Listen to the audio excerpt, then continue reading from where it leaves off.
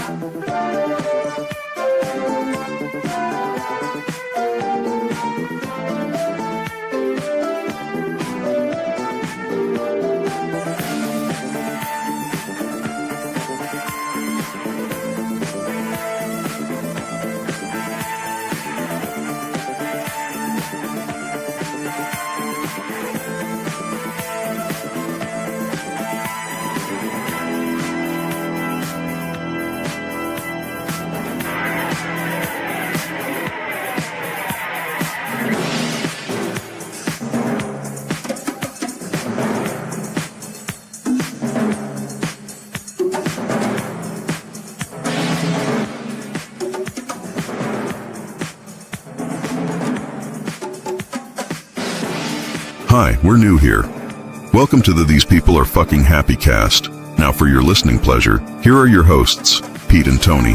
For the record, neither of them has ever smoked crack like a fat gay frog at a Comic-Con. Now, on with the show.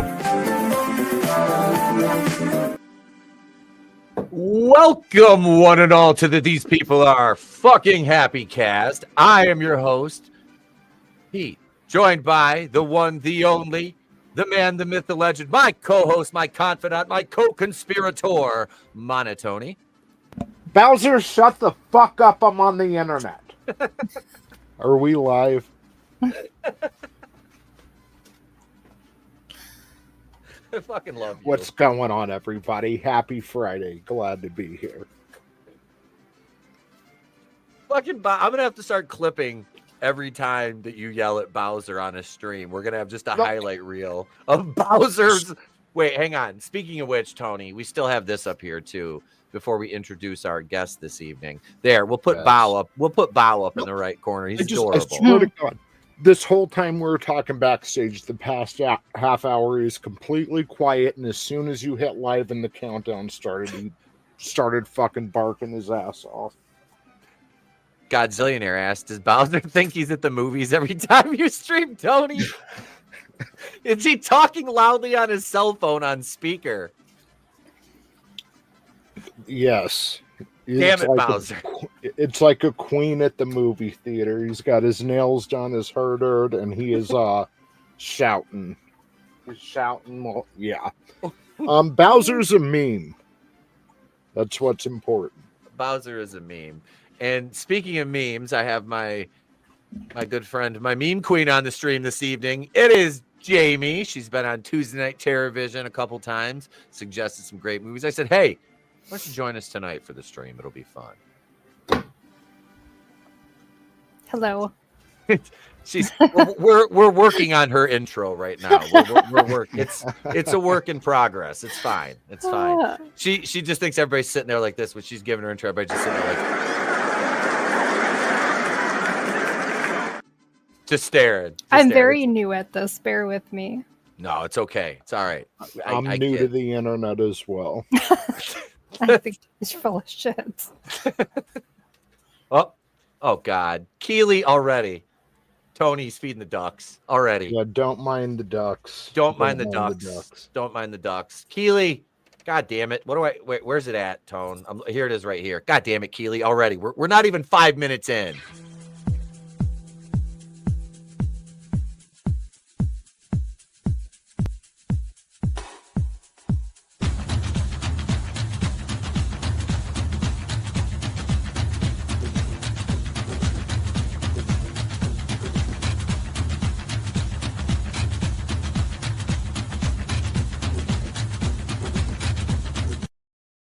Keely's in horny jail. Thinking Yeah, she's rethinking her life choices. We're like 5 minutes into the fucking stream, and she's like, "Ducks, Bonkman, What the I'm out of here." fuck is going on? She's like, it's not like this on Tuesdays.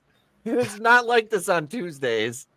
Well, speaking of Tuesdays, obviously you're into horror movies, right, Jamie? Like, what kind of horror do you enjoy? Like, have you seen The Collector? I'm not okay. I've seen a lot of old school horror, but I haven't watched much like lately.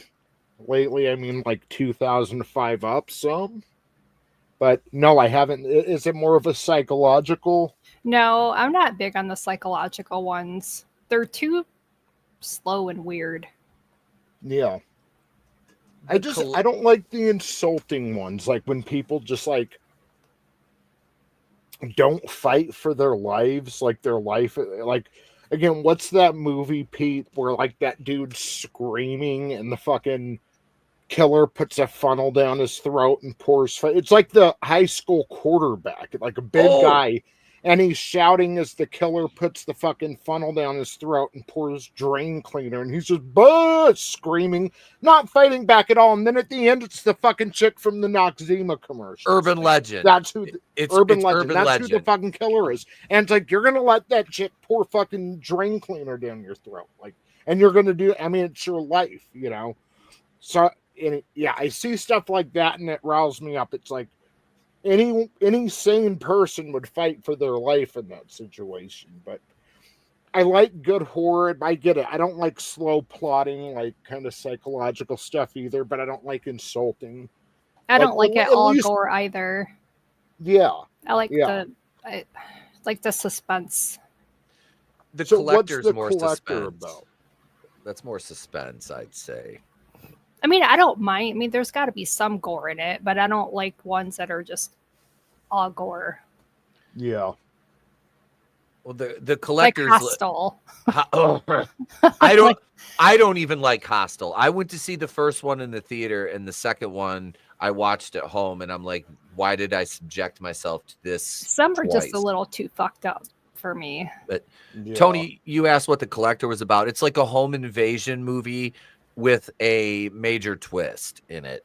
And I can't think of the main actor's name, but he plays JJ's husband on Criminal Minds. He's like a New Orleans cop in Criminal Minds. In The Collector, he's like the main, like I would say he's the main protagonist in that movie, but he plays like a thief. Josh Stewart. It's a great, like The Collector's really good. It came out in 2009. What's that, Tone? Is there kind of like action to it? Like it's kind of a faster moving horror movie? Oh, yeah. It's good. Yeah, it doesn't take long to get into the main part of the story. And once you're there, it's like bang, bang, bang. Like things just start rapidly unfolding. Okay. It's got a good pace to it. The pacing is very good. God, when was I watched that? When did we watch that? It was like last year. It was last year. It was last year. It was the last time I saw it because you brought it up. So that's when we checked it out. And yeah, I hadn't seen it in years. I remember seeing that after it came out, and I dug it. And then I didn't know they made a sequel, and I believe they're working on the third one. Yeah, I was gonna say the third one is excited about that. Yeah, that's one that I don't mind them doing a third movie after this long, because it's not like a real time sensitive type thing. I get, with the story, I guess you would say, but I haven't seen the collection yet, so I don't really know how that one ends.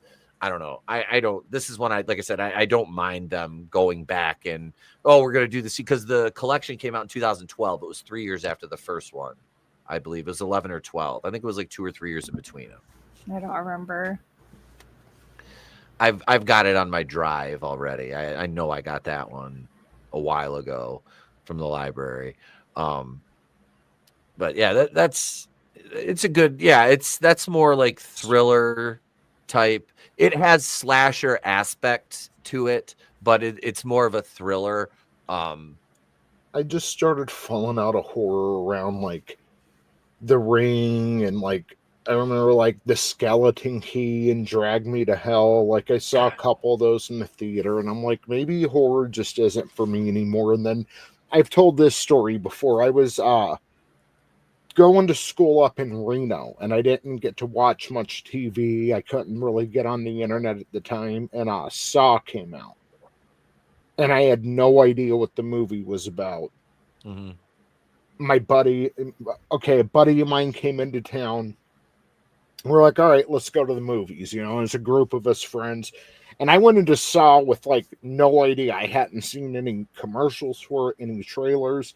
I didn't know what to expect. And that was an amazing experience. You know, that kind of was bringing me back into horror. I mean, God, when he stood up at the end of the movie, it was amazing. And then I watched the second, so I really didn't like when they threw like the former heroin addict into the syringes and shit. It was just, I don't know, something about that like just fucked with me. I'm not like very easily offended or something, but it was like, God damn, that's cruel, you know? But then like the third and the fourth came out and I'm like, all right, maybe I started feeling the same way again. Like I didn't watch all the Saw movies, so maybe it comes back around. I just thought like anything special about the movie had kind of like been lost in all the sequels. And then I did see Hostel, which I wasn't that made by the same people as the Saw? It came out around the same time or something, but I don't know. So then I kind of fell out of horror again. But obviously there's a lot of good stuff. Like I haven't seen any of the Conjuring movies, and I didn't realize this until recently that I guess some of those movies are based on like the actual experiences or supposedly of some people in the 1960s or something. That kind of makes me want to go back and watch those. And I don't like the ghost ones. Those always end up being so stupid. I walked out of the theater. I think it was the second one. Really? It was so stupid. Yeah.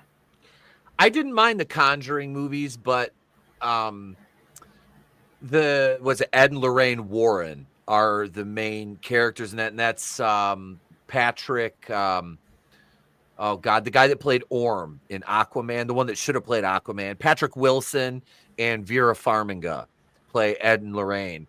And I guess those two are kind of shifty as far as like their, but I don't know. The Annabelle doll, I believe, was just being transported, and the guy transporting it mysteriously died.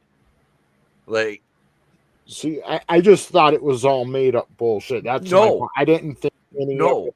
I didn't know it was based on anything. No, they legitimately have a museum of cursed artifacts. And the Annabelle doll can only be transported in certain. I saw that news article. Yeah, that shit is fucked up. And the real doll doesn't look anything like the movie version of it. The movie version is obviously sensationalized to make it more frightening, because the real doll's like a fucking Raggedy. Like, you remember Raggedy Ann and Andy, the red-haired dolls? They had a cartoon. I believe the Annabelle doll kind of looks like a Raggedy Ann type doll. The original, yeah. Yeah. So changed for the movie for dramatic effect. But did you hear who had bought that? No. I don't remember if it was at the Hi Nikki. I don't remember if it was like the house or the doll, but that Matt Rife. The comedian? Yeah. He bought that? I have to look that up. Yeah. I'm fairly like certain. Very recent too. Yep, and that's the case that they do not. She's not allowed to leave that fucking case. I left my fucking glasses upstairs. I can't fucking see. See, this is my thing too. Like, I've never I don't know. I've had some weird experiences in life, and especially some weird coincidences, but I've never had like a paranormal experience. But I gotta say, like 8 to 9 out of 10 people that I speak to always tell me they've had some sort of paranormal experience. So I'm an open-minded person, and I believe there's a lot more to life than what's in front of our face. Like we see in 1 octave, we hear in 10 octaves out of how many. There's a lot around us that we don't experience. But I know a lot of people that claim to have experienced paranormal situations, so it's hard for me to say, oh, that's bullshit, but there's also a part of me that is, kind of wants to write it off as bullshit. But I'm the kind of person that needs to actually experience it to believe it. But, I've okay. had multiple, over a handful in my life, in my 45 years of existence, and they've occurred between the ages of 14 and about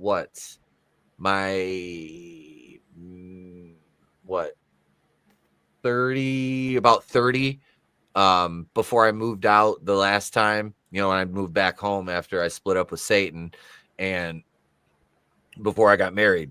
I was living back with my parents, and I had a couple more experiences then. But yeah, over the course of about 16 years, I had over a handful of experiences in my parents' house. Never anywhere else, only my parents' house. That's where but there's been 5, 6 people that have died in the house. So my mom being the most recent, but before we bought the house, there was 3, and one was a fucking suicide. So there's bad juju there because of that. And we had a Ouija board experience, which that was a faux pas. That shit. My mom bought us a Ouija board, and we decided to try to talk to spirits with that. And dumbass, none of my cousins nor myself were moving the planchette, and it moved, which we were like, fuck that. So we asked, oh my God, what? Okay. So we asked we asked my mom, like, what the hell should we do? My grandfather always kept holy water in the refrigerator for some reason. I don't know. So there was a container of fucking holy water in the refrigerator. I'm like, what is that for? Like, it just blew my fucking mind. And my mom just always kept it there even after he died. So, we put holy water on the board, and then we burned it.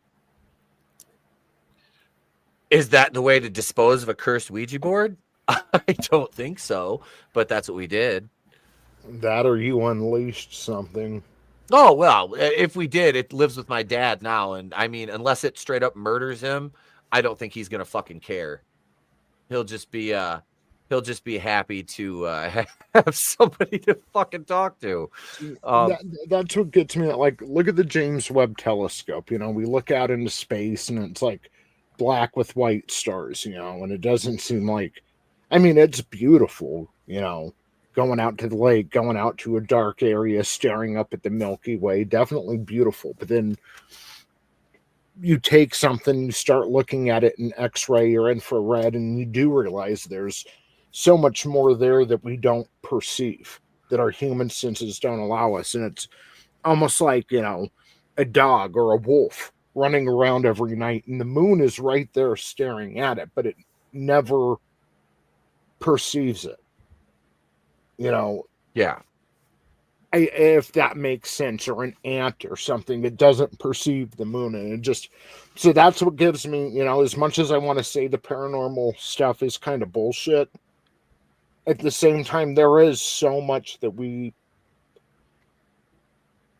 don't on a regular basis sense. So those shows on TV, the paranormal investigators and stuff, those are so irritating to watch, because they will build you up, and then they never have anything to show. I agree with that. But that's like, come on. That's all almost like, I don't want to say fear porn, but it's what the paranormal version of clickbait. Mm-hmm. Yeah, those ghost hunting shows, that is the most ridiculous, dramatized. I'm a professional fucking wrestler, and I look at that and go, yeah, that's a work. Like, we're less obvious than them. I mean, it's just, it was. Are you though? I'm just kidding. Yes, I am. Damn you. Let me say what's up to the chat. We got Agent Nikki Nix, Spectral Whispers, Queen Ashley, Godzillionaire, Keely Chow. Hi, everybody. Hi, Hey, I welcome. want to go back to this real quick. So Yeah. it says, I found it says that the comedian Matt Rife has purchased the, bear with me, I don't have my glasses on, the home and the museum of paranormal investigators Ed and Lorraine Warren. He's like the last person I would expect to purchase something like that. Right?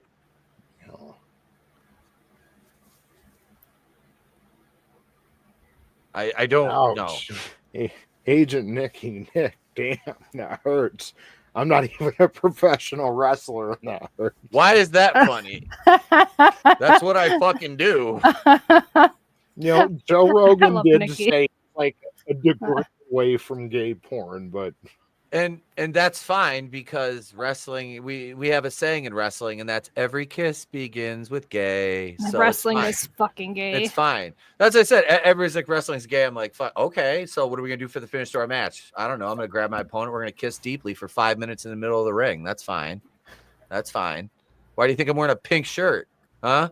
That's Pete's midlife crisis going back in the wrestling and is what at 44 or 45 years old. I was 44 when I went back. Yeah. Yep. Gay. But I've never looked better in my life. Well, yeah, I haven't. My long flowing mane.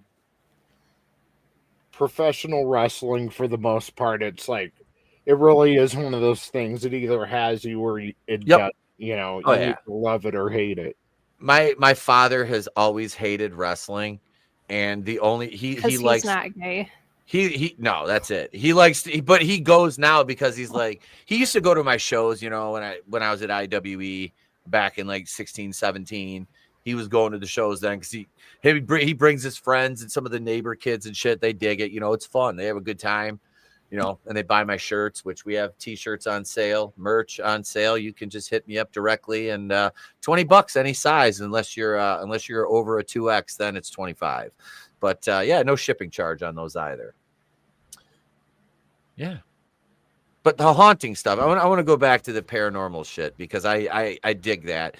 And in terms of I believe in the paranormal. I believe that there are entities out there, that things that are beyond our explanation, and if there isn't, I just feel like that's kind of a small-minded. It's like thinking we're the most intelligent beings in the universe when watching humanity for about 20 minutes would prove otherwise, that that we're the most intelligent beings in the universe.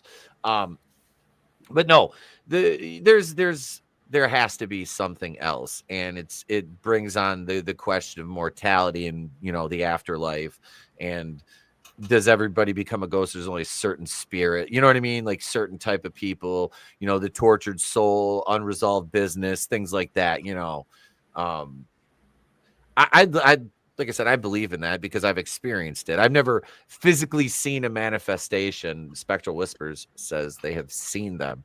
See, that's thank God I've never seen. I've you know, had the experience of heard things and, you know, felt presence and things like that, both positive and negative, to the point where it was like almost a breakdown on my part, because it just was like that overbearing sense of fucking unexplainable dread that just washes over you like that, and it's like, what the and it, you know, at that time, like literally there is nothing, absolutely nothing wrong with me.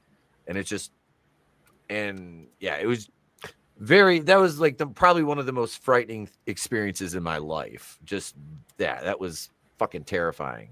Wait, I saw a shadow figure coming up the stairs. The lights were on, by the way. Oof. How long, like,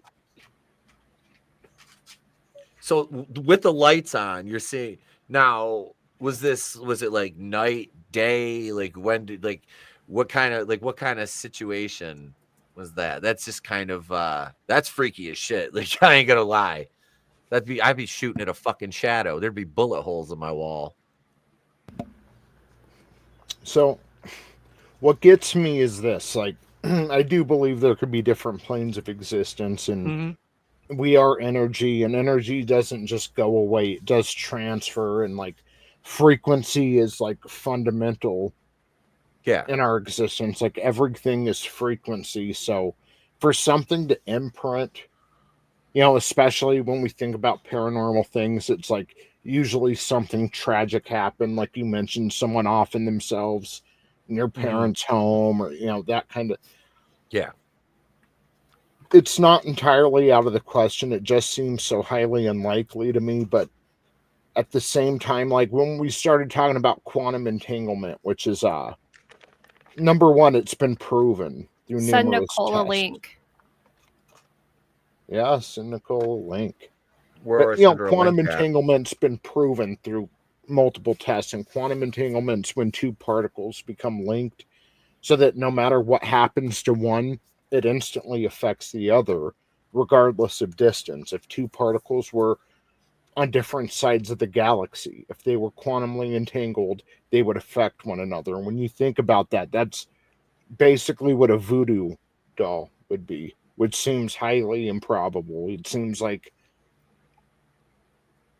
just seems like a myth. It doesn't, it sounds like something that wouldn't actually exist. But when you're taking a part of someone's DNA and supposedly chanting some curse, I mean, if you were to quantumly entangle the particles of the DNA to another object, I mean, they would affect each other. I mean, it makes sense. It sounds, again, highly improbable, but so does quantum entanglement, and it does exist. So if something like that could exist, and the further we get into physics and observing particles and having them change just by observation, I don't know, suddenly ghosts don't seem like the most irrational thing, even though, again, it's something I've never experienced personally.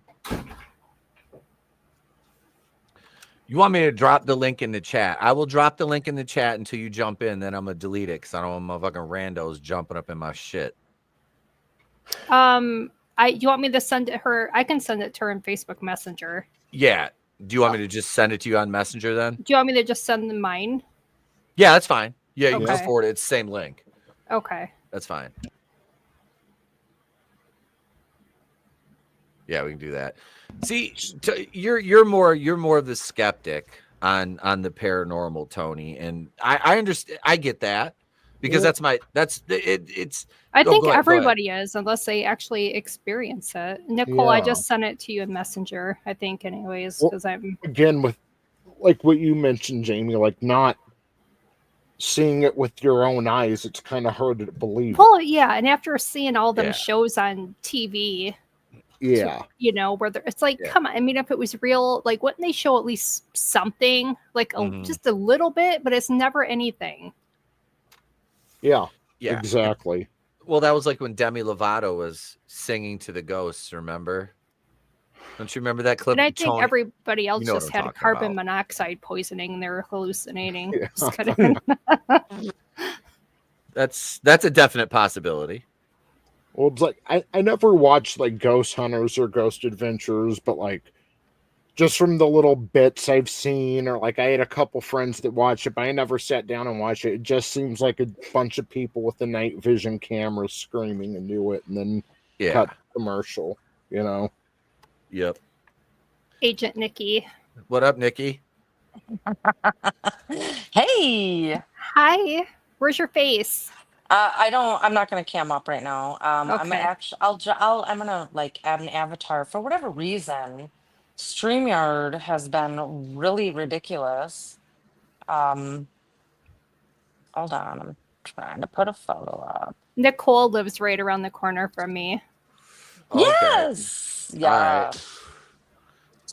Yeah. Jamie is one of my lovies in real life. So, but she actually shared your channel with me, and I've popped in a few times. Yeah, I've seen you in the chat. And I'm not really into the horror stuff, but I'm definitely into ghosts. Yeah, I really am.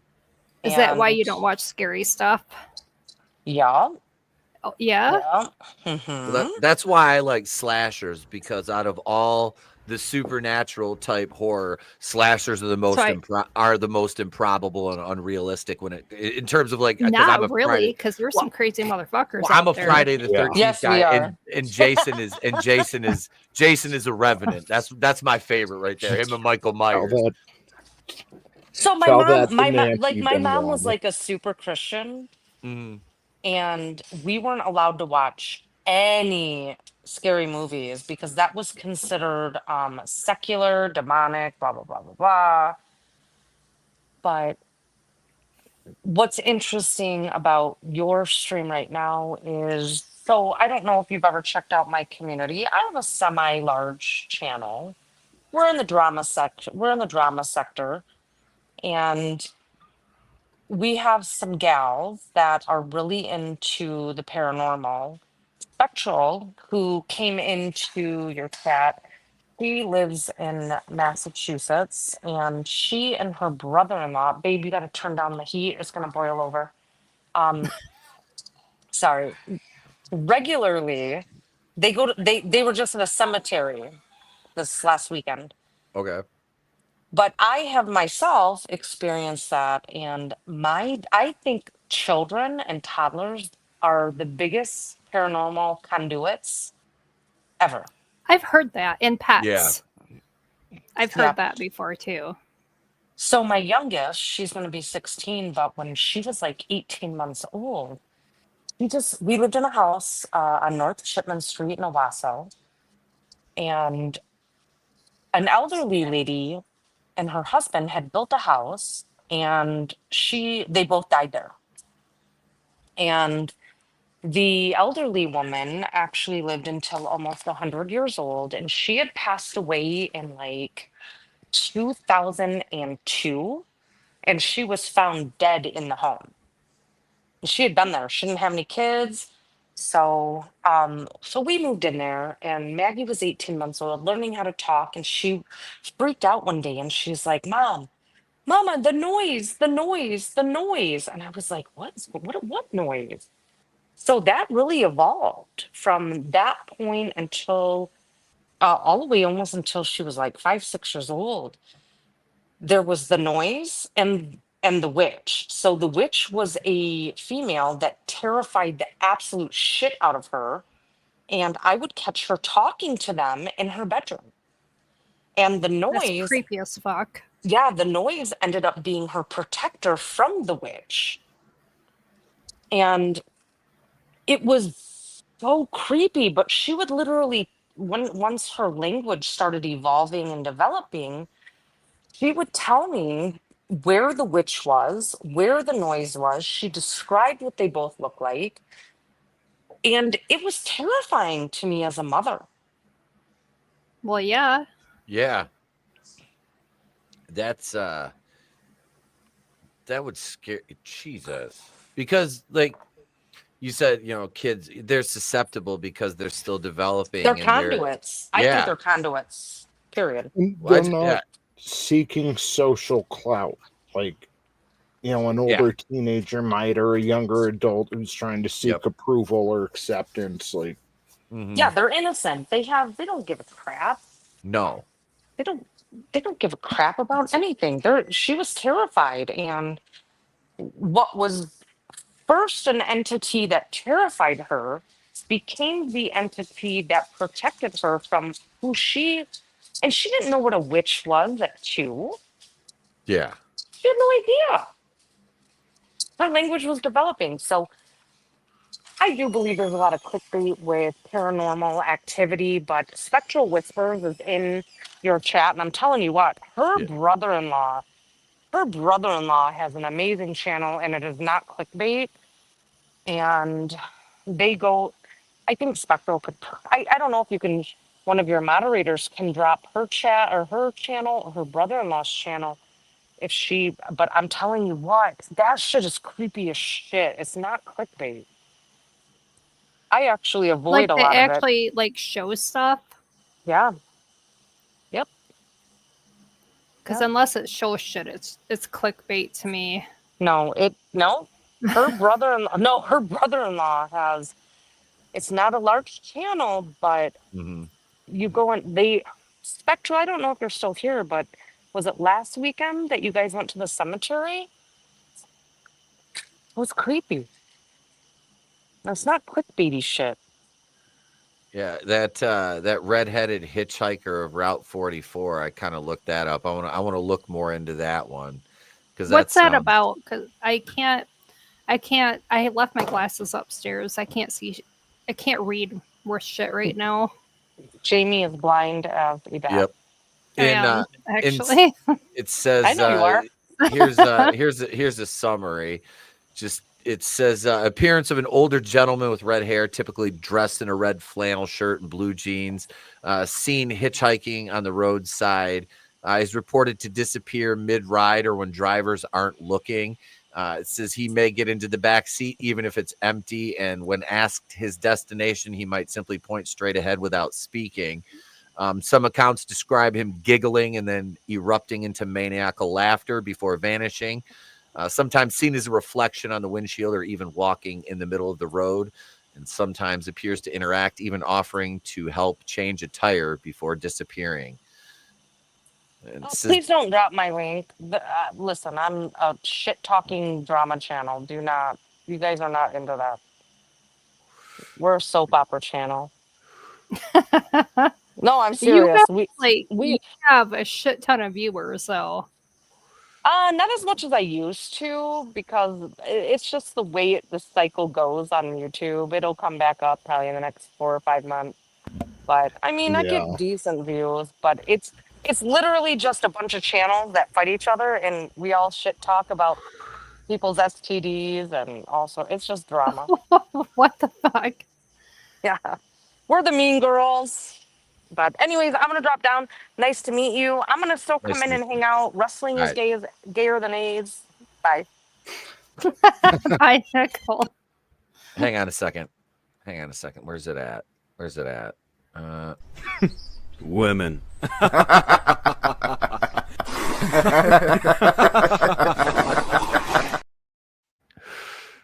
There you go.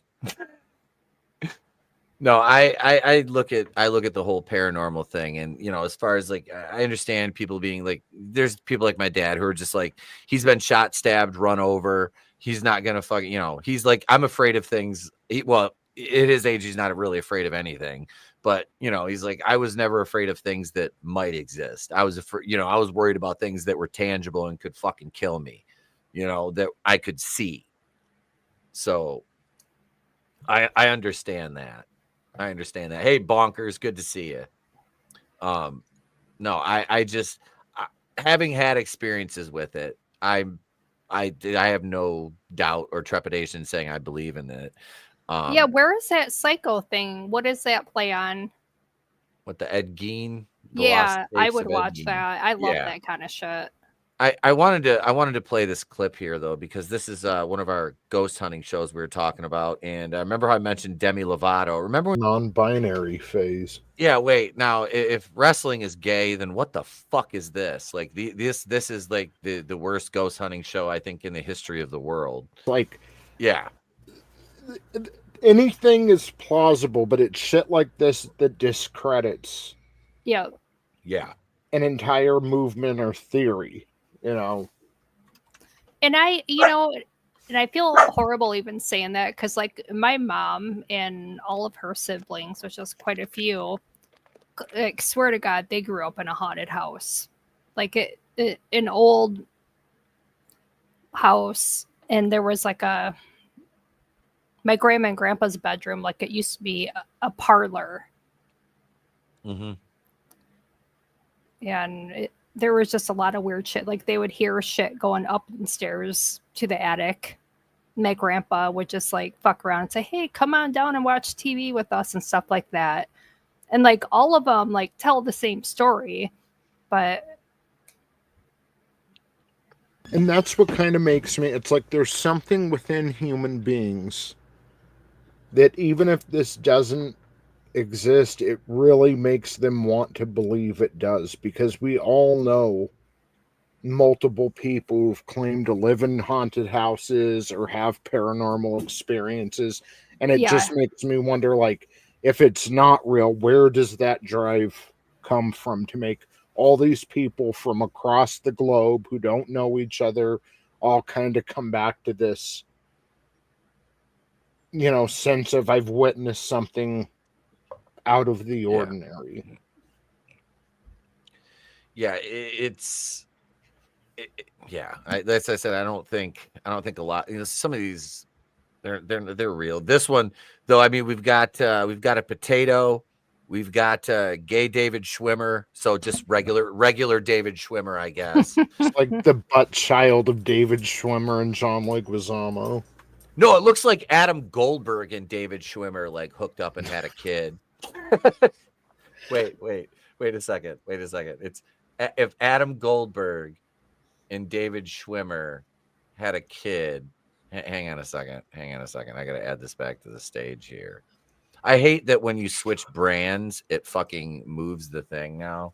But what I was going to say was no, not the Mexican hat dance. You got to put this on for the David Schwimmer and Adam Goldberg baby. See? This is what was playing in the room where they're getting freaky. Stop, you're making me hot.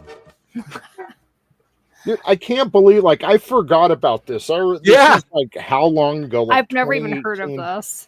This, like, it was making the rounds on social media. Demi Lovato was, like, singing to the fucking ghost. Or the supposed ghost. I wanna get to the point where she's like, what did she say? She's like, the ghost is threatened by the men in the room. I'm like, where are these men that you speak of? Because I just see two Jotos. I don't fucking know. Yeah. IT level in the room has to. I guarantee you her testosterone level is higher than those two fruit booties. And I say that as a grown man who play fights in tights. Room while you take over. Sure. The longer this goes on, the more it's just welcome to hell, motherfucker! If I was that fucking ghost, I would eat her soul after this. Like, why did you subject me to this? Butt chin, dude. Jesus. You saying the bitch that she looks like Kirk Douglas? Oh. He's got a Kirk Douglas chin. So, I mean, she's got the most pronounced jaw out of the three of them. It's insanity. Like, this whole thing is insanity. Like, this had to make it past video editors. Or is that? I think that's an imprint of a nutsack, actually. Yeah. The left side's hanging lower. Like, this had to make it past producers and, like, heads of networks to say, yes, this is what the people want. Put it on. When was this clip from? 3 years ago. People had to edit this together, and they thought this was a good idea. Yeah. They were like, this is fine. This will make good TV. Demi, sing to the ghosts. Sing to the ghosts while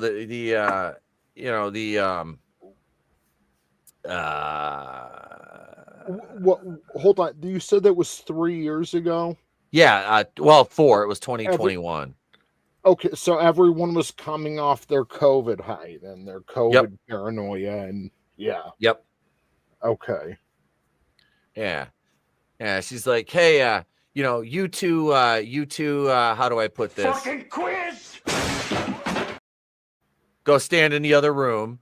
I'm gonna sing Skyscraper to this fucking ghost. Yeah, this feminist ghost that hates men and affirms my extreme left ideals. The ghost could tell I'm non-binary, Z's. Oh my god. It's so super. Like, no, the ghost didn't know you're non-binary because there's no fucking ghost. There's some idiot pushing a button on the other end of the fucking gimmick, making a thing go. But it really does. It like makes you like that. that makes me disbelieve more than anything. And what makes me believe more is when I'm hearing normal people say, like, oh, well, I've seen something before, or I heard something, or, you know, Jamie, like you're talking about your family, like growing up in a haunted house. You know, there's millions of stories like that out there. Yeah, there's even like so much more to that. Like there's, you know, they found out like a little girl. Like this was like back in the day when the doctors came to the house. Little girl like died on the table, like because of her appendix, and the house ended up burning down to the ground when my grandma and grandpa were in Florida, and they found bodies like down under the basement, like up in like bones, obviously, like old, they were like up in the wood stove, like up in one of the pipes. Yeah. Wait, there were human bones. Yeah. So this was in Howell. Were there tunnels? Yeah, were there tunnels? I don't remember. I'll have to ask my aunt again. It's been a long time since I've heard the story, but they all have like the same story. So it's not. Yeah.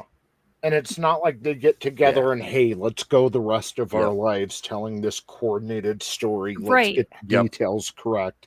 That's what I like. That's the stuff that makes me feel like it's plausible, you know. And I'm from Las Vegas, Nevada. So, number one, it was the Wild West long before it was, you know, the Las Vegas Strip. But then, you know, Pete came down here to visit me, and we drove through Summerlin to get to, you know, Red Rock Canyon and some of the mountains to the west of the valley. And Summerlin was built in the early 90s. It's a master plan community. But before that, that was the desert. Like, so when they started excavating the land, I mean, bodies upon bodies where the mafia used to drive people out and bury them and kill them. And there's a lot of reported paranormal activity out there and out in the desert. And Bowser, God damn it, I'm on the internet. You're making a fool of me. Anyway, yeah, they're just the same there. There's been a lot of death there. I'm going to go on mute now. Bao wanted to add his 2 cents in. Well, yeah. He's a well-traveled lad. He, you know, Bowser's saying I'm full of shit. God damn it, Bao. God damn it. Yeah, that's one thing I would have liked to have done when I was out there. There's some paranormal places. Like there's a bunch around Michigan. I've got a couple books that one of the wife's friends gave me because she's went to a couple of them. And I'd like to. One of them is actually really close to the house. And Jamie, you know which one I'm talking about. Is it Parish? How the hell do you pronounce it? I've heard different. It's like Parashini. It's Pier Cheney, I believe, is how it's pronounced. The witch's grave, the old town out by Roscommon. Oh my God, I forgot about that. It's been a long time since I've lived up there. Yeah, so you haven't been up here. Yeah, it's been ages. So over 20 years. So I forgot about that. I heard about a place in Saginaw too. I think it was Saginaw. There's a bridge. The old mental. Well, there's a bridge in Saginaw too. I watched a thing on Amazon Prime about it. Who the hell was somebody was telling me about that? So there's a story about a haunted. It's like that's in Saginaw. There's a mental hospital down there too that's haunted. I think it's Saginaw. I really want to check out the one in Traverse City. I know it's Yuppieville now. It's hipster fucking commons and shit there, and they have a homeless encampment outside the hospital, which I've had a few experiences with the homeless people as I was taking my mom to her cancer treatments there, because one of them tried to approach my truck, and I had a few choice words for him, but that old state hospital, you can still tour it. The grounds of that are really cool. Like I've like admired the architecture of that since I was a kid. I checked out a couple books from the local library on it that show like just about the history of it, which is really fucking crazy and pretty cool too to know like what actually was there. Like they used to have a fully functioning farm, all that stuff. It was crazy, but they should have never shut those places down. No, and well, a lot are going to be opening back up. They should. We have more than enough volunteers that that belong in them. I would say we have a poll going in the chat. Let's check that right now. What kind of just ask the chat, what is your favorite type of horror movie? We had slasher, psychological, suspense thriller, or gore porn. And nobody picked gore porn. I'm probably the only Terrifier fan on the panel, aren't I? I know you don't like those. Tony, did you see any of the Terrifier movies? No, I hadn't heard about him until like around the time you started. Like you had Art the Clown as a background or whatever, and yeah, that's when I started hearing about him. But I don't. Is that like gore? Very extreme gore. I don't need to see a bunch of fucked up shit. That's no, I just want a good storyline and some good suspense. And I mean, I don't care if there's. I mean, obviously, there's going to be a little gore. Yeah. In some of them, but I don't want that to be the main theme. Yeah. And a lot of those, I mean, there's really just a shit storyline. I mean, it's just okay. Terrifier. And that's what it comes down to, is story with everything. Like we want to be told good stories, like with different dressings on. Like even Friday the 13th, I'll take that. Like we're watching that fan made the other day, and they were skipping through a bunch of the killings, and then we got that one, and it was really good. And I'm fine with like that kind of stuff. But if like the point of the movie is to see people get disemboweled and there's nothing else really there, it's just kind of weird to sit and watch. A bunch of people running from a nut job. Well, Terrifier. Yeah, I haven't seen All Hallows Eve and like the first, like the short film. It wasn't David Howard Thornton playing Art back then. It was a different actor entirely.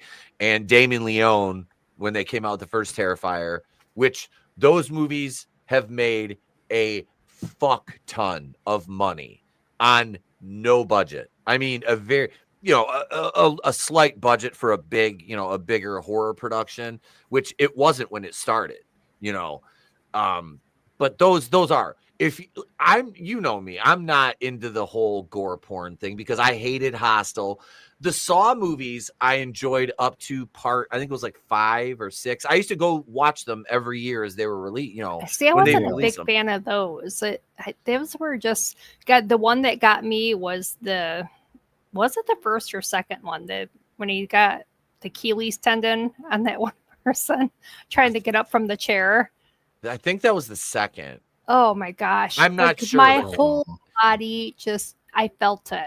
Every time. I really liked the first one, and after that it was I lost after the 5th or 6th one. I was like, I don't care anymore. Like I like the second because I like Shawnee Smith a lot. I liked her character and I like what they did with her, how she's kind of helping Kramer, not Cosmo Kramer, but John Kramer. But no, the Saw movies kind of wore thin with me. Terrifier, I was late to the party. I was not a Terrifier fan. I was aware of it, but never really was like, I'm going to watch this until one of our Tuesday night guests, Tyler Wooten, is huge into Terrifier, and J-Man's a Terrifier fan. So I got all the Terrifier stuff. I went to the theater to see the third one. The second one, there's a scene where this girl gets absolutely fucking peeled like a potato. He pours salt on her.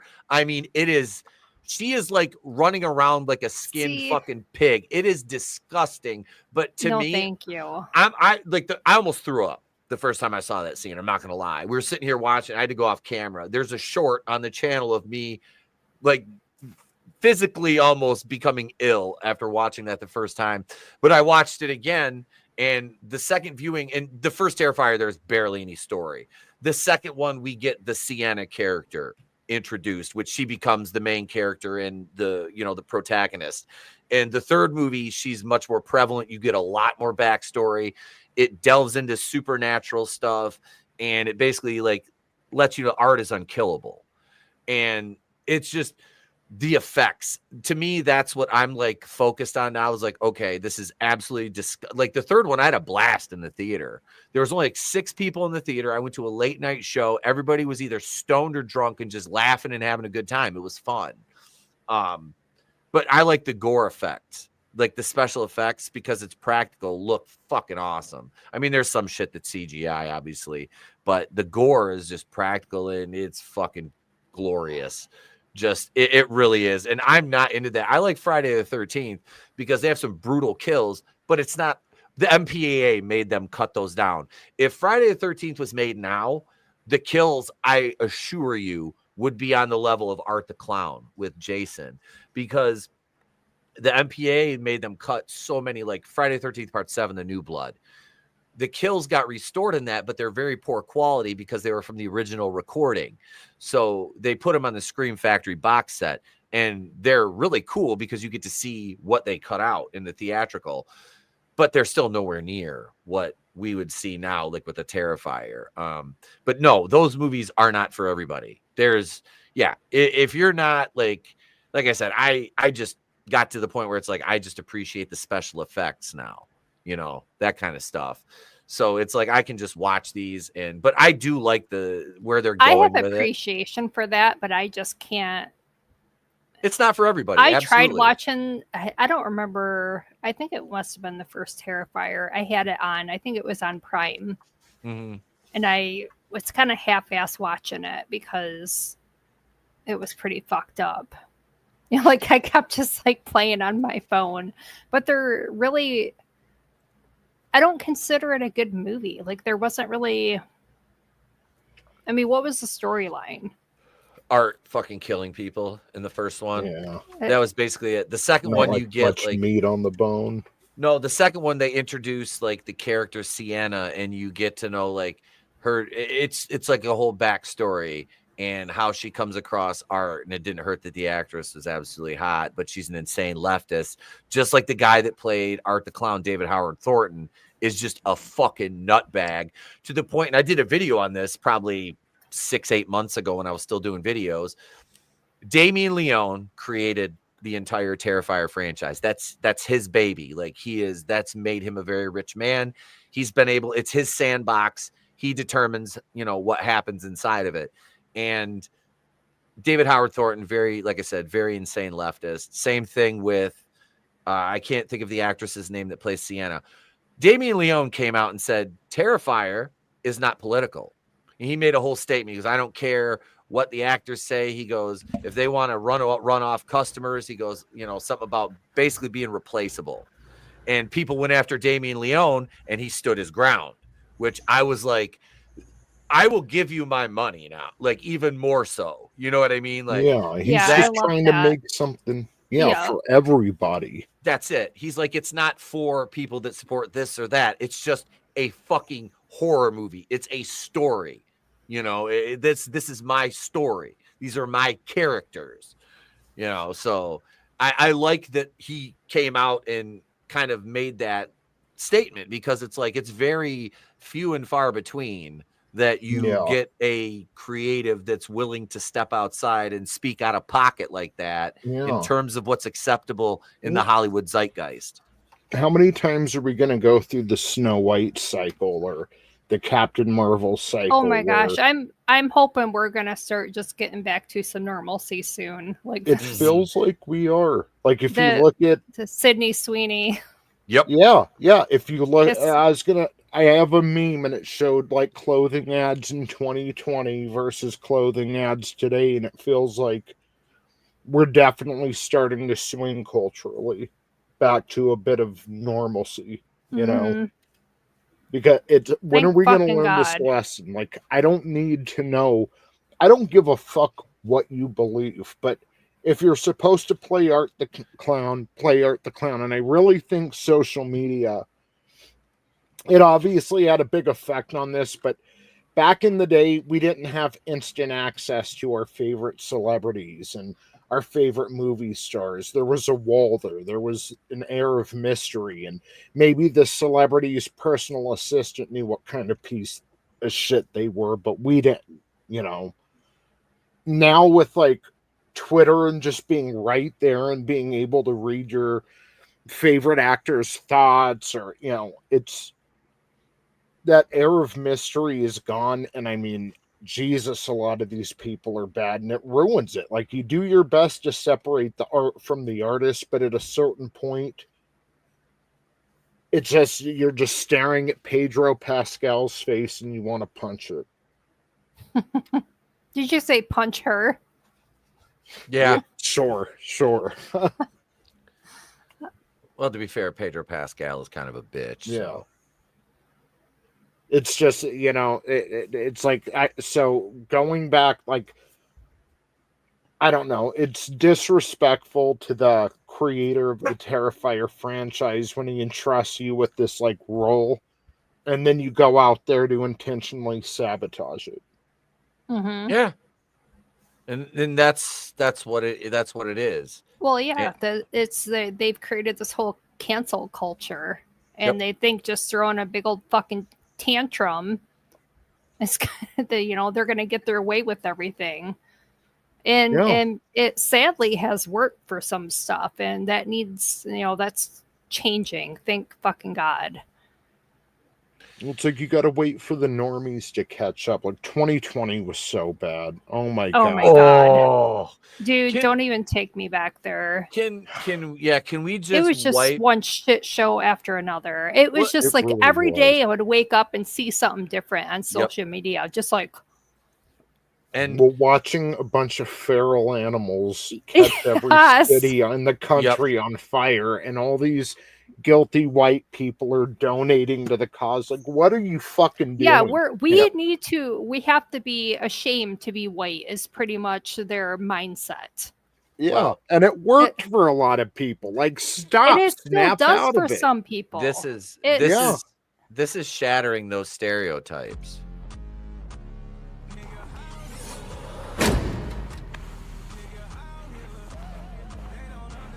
Sydney Sweeney has very kings.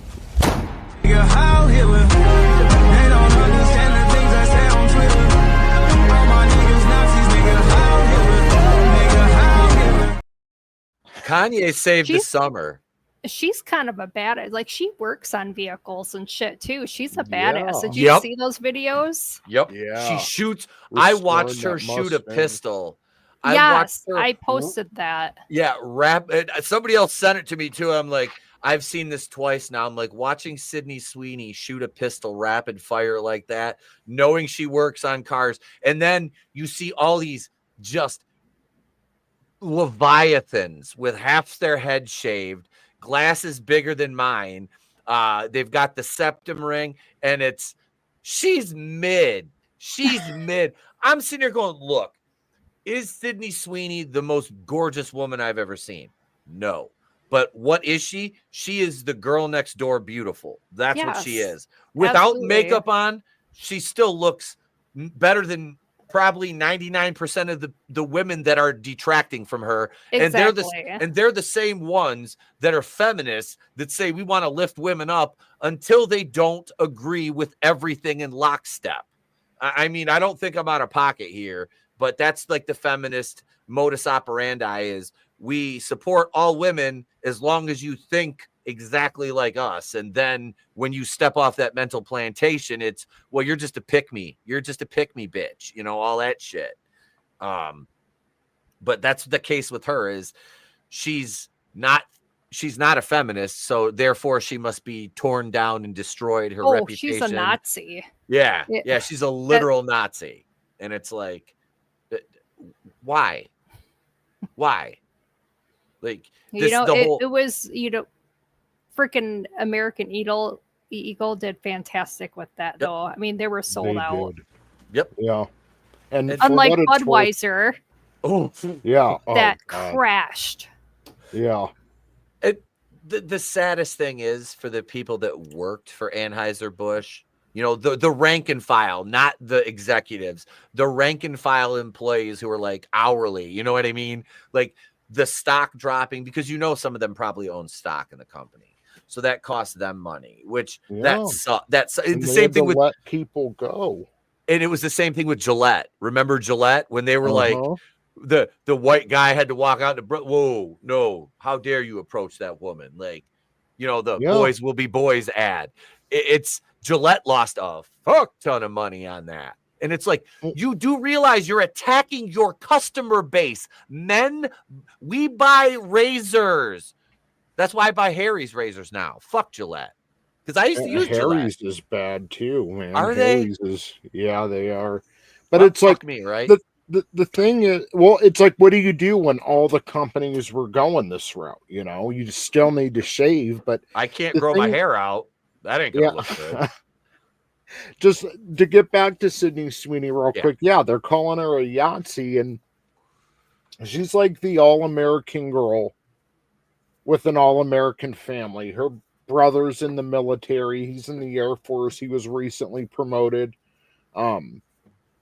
You know, and that's it, you know, but that's what they don't like. That's what these communists and these product of the boomer delusion millennials don't like, is the American dream. Like the boomers, it's the middle class they never liked.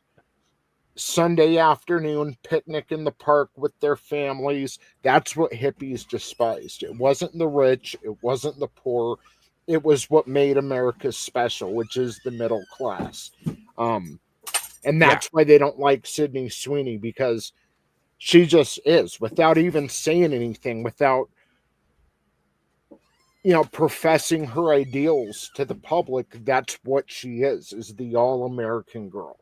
Yeah. And that's what they've been trying to topple down with these statues, with crashing these franchises, with these corporations, with Bud Light, with Gillette. They've done everything they can to discredit and tear down what really does make America special. And I think Sydney Sweeney, you know, and yeah, she's a beautiful woman, not trying to sound like a simp, but I mean, that's what we're fighting for here. That's what makes our country such a special thing. That chick firing the gun, working on a Mustang, all while looking beautiful like that. And yeah, she gives hope to the American people. And you know, that's the kind of thing, like, to get a little bit deep. I mean, look at like back in the Crusades.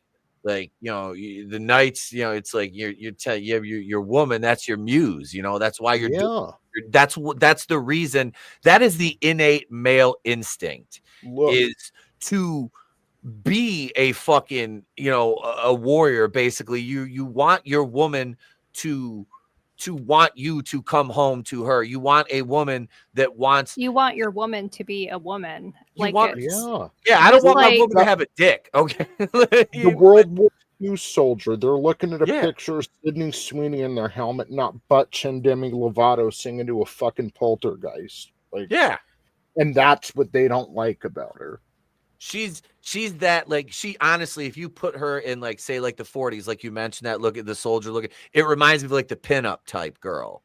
Like, that is, like you said, and I think that's what drives them nuts, is we call her the all-American girl next door because she's blonde-haired and blue-eyed, and she's white. That's the problem. Even if she was brunette, though, like, but she's white is the problem. And she's pretty. Yeah, yep. And they want Lizzo as the all-American girl. Well, they don't even like Lizzo anymore, because Lizzo said this isn't healthy. And I give her props. I know we dogged on Lizzo for a long time, dude. I mean, we did. But I give, and I will say that, because and the only reason we didn't do it because she was a Leviathan. We did it because she was a Leviathan. It tried to tell us that was sexy. And it's not. And even she said, fuck, this isn't healthy. I'm going to die really young. She fucking lost weight, and now they hate her. Just like Adele. It's like women's empowerment, body positivity. Well, I'm going to lose weight and get healthy. Fuck you. Like, whoa. Loves company. Like, dude, and I'm, you know, you guys know I'm into the workout, the fitness look what thing. they did to Elon. Yes. Yes. And that's my point is you'll see that, and it's fucked up because you'll see that with women. They'll say, well, we support all these women until they look better than the women that say we support you. Then they become catty bitches. Guys, we're like, no, dude, it's like I'll post shirtless pictures, and 90% of the people that like my pictures are my bros. And they're like, dude, you look great, all this shit. And it's like, fuck yeah, man. Like I do that same shit too. Like when people say, oh, that's gay, I'm like, no, fuck that, dude. I was out of shape. I got myself back to where I'm comfortable in my own skin. And I like to see my friends doing that shit, because that means you're taking and you're adding time to your fucking hourglass. You're extending your life basically through exercise and eating right, shit like that. I fucking hell yeah, I will always support my bros that do that. Like I'll never be like, man, fuck that motherfucker, he looks better than me. I'm like, no, dude, he busted his ass. I have to work harder. That's how men are. We're like, I'm not gonna get jealous, man. There's guys in the locker room look better than me. I'm like, fuck, I gotta step up. Normal women are that way too. No, they are absolutely. But what gets exacerbated is the cattiness, because we see that it gets amplified more. Yeah. And that's social media. That's the problem. It's the same thing with Tony and I were discussing this. Do you watch Steven Crowder, Jamie? No. All right. We watched a dating clip on there, and it was Crowder. It was a blind dating show, but we'll get to that. I want to touch on Godzillionaire's comment. Did you see the female cops in the UK wearing jogging clothes to get cat calls and arrest the offenders? Yes, I did. Did you see this, Jamie? I did not. The UK, they're ignoring the grape ring. I haven't Remember that was a big social thing. media much lately. Yeah, same here. But like, do you remember a few months ago when there was that huge, like, all these young British women were getting assaulted, and it's been going on for years by all these foreign men, and the police, the politicians, everyone's covering it up because they don't want to. The same reason why OJ wasn't found guilty, because they don't want to sound racist. So it's better to just let these people get away with it than come off a certain way and hold these people to justice. Meanwhile, yeah, the female cops, these fucking 4s and 5s at best, are putting on clothes to show off their camel toe and their cleavage and running out jogging with a fucking van full of police on the corner waiting for men to comment on them or approach them. Honk their horns, cat call. They're arresting people for this in the UK and ignoring real crime, like you said. This is why London has fallen. This is why it's scary. It's insane. This is the main thing here. They're voluntarily dedicating how much money and resources towards that, when there's actual crimes against actual females from the UK, regular citizens that are, and they're just fine with that because we can't arrest these people less than we look like racists. That's what it is. That's what it amounts to, because they're all these where are they mostly from over there? Is it Pakistan? Yeah, all the Bobs and Vagine guys are over there doing their thing now, and yeah, it's fine. Truly dystopic. It's crazy. It is. It's you're trying to ban VPNs over there too, so they can send you to jail over mean posts. They did that. I saw that video of that guy getting arrested over that. He shared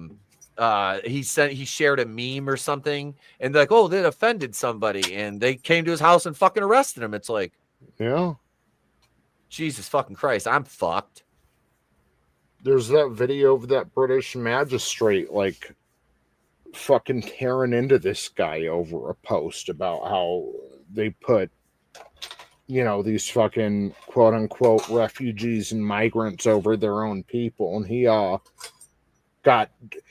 because he admitted guilt, he had 1/3 of his sentence reduced, so he was on house arrest or probation or whatever for 20 months for basically just stating the truth on social media. And I mean, it's infuriating how this British judge just tears into him about how evil he is for noticing. Yeah, it's fucking frightening. It really is. The number one boy name in the UK is Muhammad. Oh Yeah. my God. They're fucking taking over everywhere. Because we allow them to. There's so much history. Well, I mean, they don't believe in birth control or anything, No. and they're just, they breed like rabbits. They do. Anybody who's, as far as the Muslim religion goes, anybody that's familiar with that knows that they want a caliphate worldwide, and anybody who says you're paranoid or you're lying or you're xenophobic is willfully ignorant to that fact. Yeah, I looked up the statistics. Yeah, that word. I got Recently, since I haven't been drinking. Not at all. Not at all. You're fine. You're fine. Yeah, it's insane. I mean, look at Dearborn. Yeah. Dearbornistan. Yeah. I mean, that's scary as fuck. And whether it's here. Oh, go ahead, Tony. Sorry. Just whether it's here or in Europe, the state is supporting these people. Like, we're over here struggling to make basic needs, pay bills, whatnot. Like, geez, can I really afford to have another kid? Meanwhile, the state is supporting these people so they can continue to have children. They're giving them grants to start businesses, giving them welfare and food stamps and health care and everything. They are completely supporting them. So they do outbreed us. I mean, that's the truth. I mean, our politicians, Joe Biden, that famous interview was celebrating the browning of America, and this will be the last generation of Americans who are majority European descent. I mean, they celebrate this and do everything they can to support it. It's vile. It is. It is. Yeah, it pisses me off. Mm-hmm. No, I was going to say, before I moved out of Big Rapids, they had just built a mosque. And yeah, I was like, oh, that's fantastic. I'm out. I'm out. Like, they built it right across from the cop shop too. I'm like, y'all need protection or something? I don't know. Yeah. But our ideals don't work under that. Like, I'm sorry, it's not a race thing. No, in a way it is, but it's more of a culture thing. They're not only compatible. Does multiculturalism not work, but well, no, they fucking hate us. Yeah, and our Constitution, it's not compatible with these other cultures. But you're right, they do. They hate us, and they're actively attacking us, and they're supported by the state. And they want to be here, but they hate our ways. They hate everything about us. They want the land. And that's where I'm like, get the fuck out. Go back to where you came from if this is how you want to live. Yep. Yeah. That's it's and this is why I got into it with my was it sociology professor? I was telling you about this, Tony, in college. Mm-hmm. We were literally like screaming at each other over like cultural balkanization and multiculturalism, and I'm like, it doesn't. And this is in 2010. I'm like, this doesn't work. Like, even back then, he was a boomer, wasn't he? Because that's the great boomer delusion: is we're not a constitutional republic, we are a multicultural democracy. No, this was my female sociology professor. That was like my first sociology class when I went back. My second one was a boomer Vietnam vet, and he was a Marine, but he was a insane leftist. And him and I went fucking rounds like her and I did. That's sad. But him and, because I told him, I said, my father's a non-vet, and he's a Marine too. So he never once was unfair with me, though. I will give him that. when I presented something, and he would never sit there and just talk shit to me. We would sit there and we would debate and go back and forth. I don't see how you can go through all that and be an insane. I don't either. I don't either, Tony. I don't understand it, and I never will. I didn't serve. I have no fucking clue. That is something that is totally foreign and out of my depth. My expertise. Yeah. I was never in the military, so I like I said, I grew up in a household, with a Marine, and my dad's a cop. He's a Marine, but I don't know. That's all I know is getting screamed at by a fucking Marine with PTSD. I wasn't one, but indirectly that probably aided in mine. But no, here's this Crowder clip I wanted to show. We were talking about dating and relationships and women. This is a blind, and the way they presented this on Twitter, it painted the guys out to be, they just didn't like the way the girl looked. Well, it turns out they didn't see her before they heard what she said, how she presented herself. Jamie, and I want you to weigh in on this and tell me. I'll play the clip with her statement because I want you to hear how she presents herself. Now, this is her basically, like if you're, when you're on a date, it's how she, comes off and presents herself. I want you to weigh in on this here. I'm going to play this. Let me pull this up here. Let's see. This is it right here. Let me ask you this. Just right now, taking away any of the context, would you date? I'm from Houston. Hang on, let me everybody's a little bit here. All right. God damn it. Right there. And honestly, I'm down for any good adventure. I just got scuba dive certified and I'm planning to go to Australia this summer. So I'm super excited about that. And then I just picked up skiing like 2 years ago. And I honestly love any themed party. Like those are like my favorite things to go to, my favorite things to plan. And I'm looking for someone that wants to be my adventure buddy. And it's someone that I can trust in and is going to be there for me. Aww.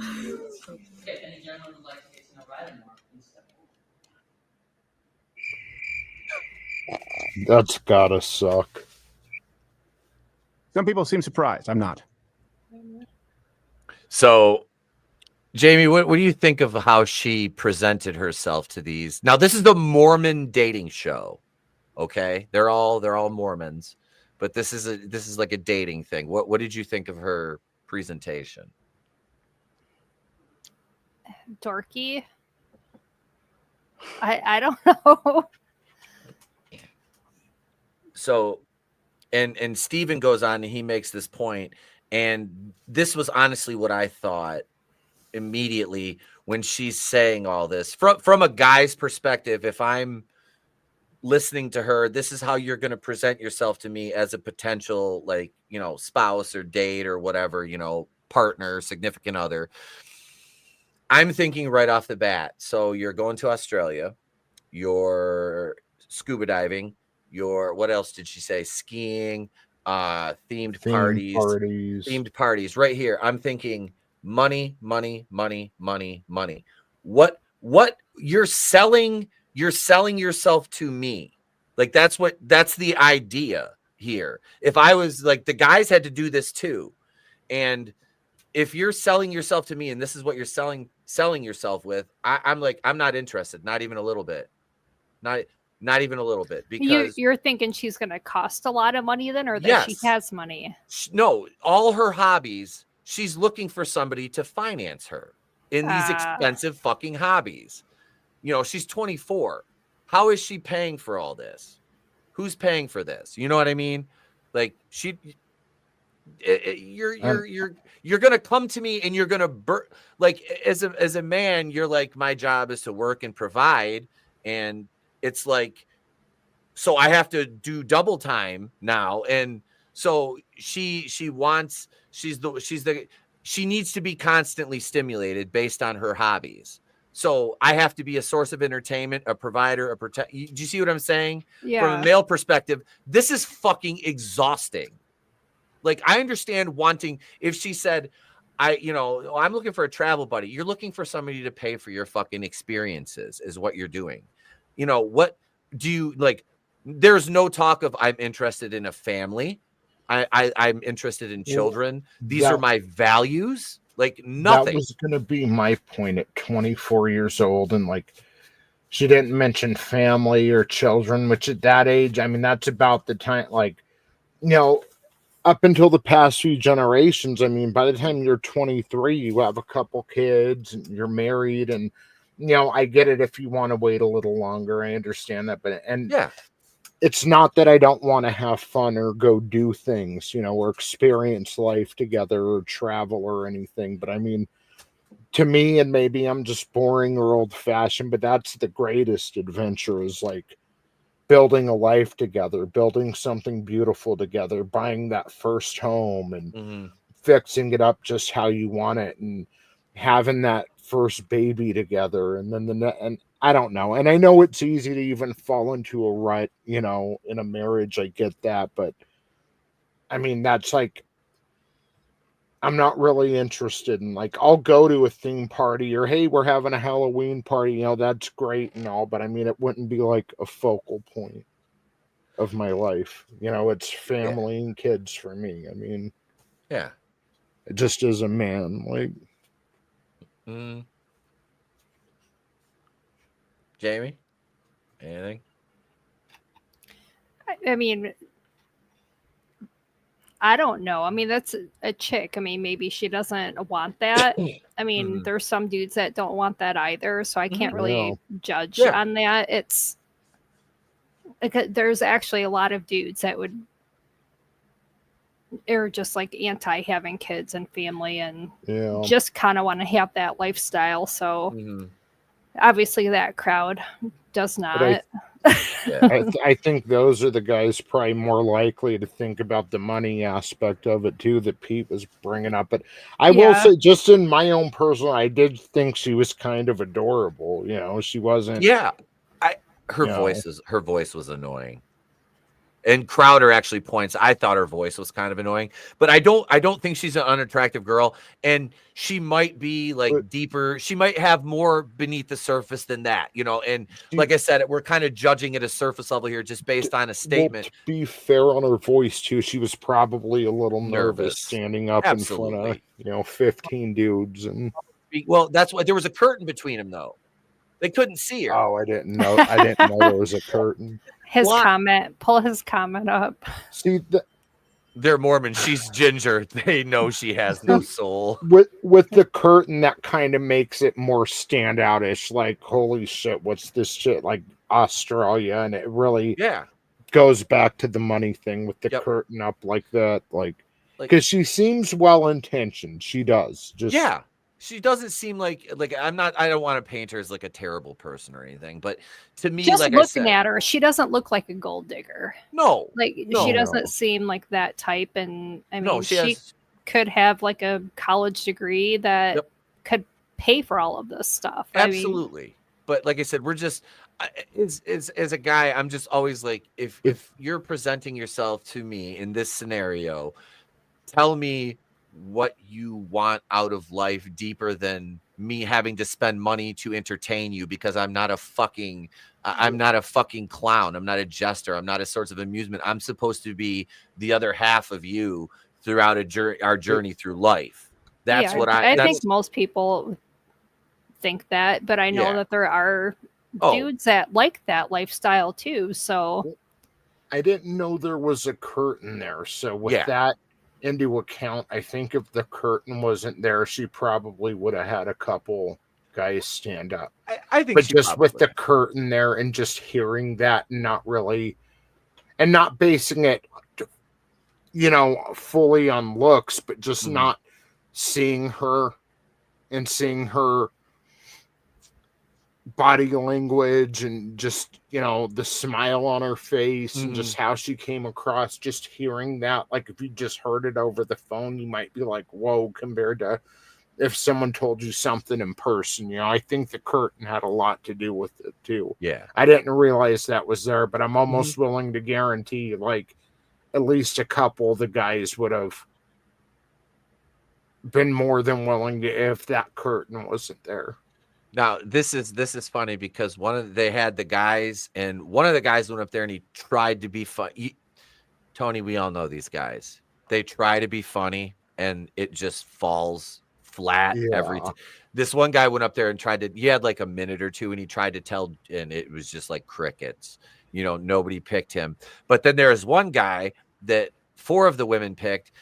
He led with this: I'm 6'2", and you could see them all start to squirm in their seats, which being 6'3", I understand that. But he's like, I do charity work. Being 5'9", I understand that too. He goes, I do charity work. I own a boat, and what he said something else, and there is like 4 of them were like immediately like standing, like they didn't even say, okay, do you want to stand up? They're all just like, bah! Like right up, you know.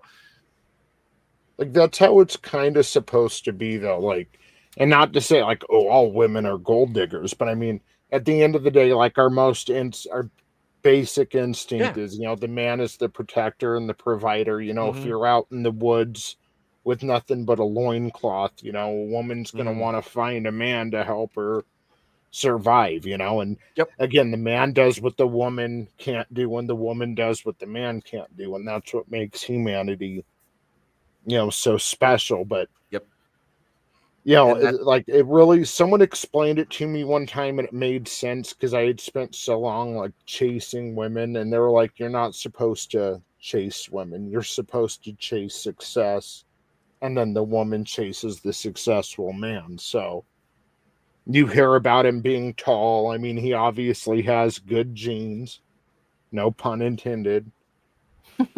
You know, he's successful. He's, you know, doing things in life. I mean, that should be attractive to females. You know, he can provide. I can have healthy children with him.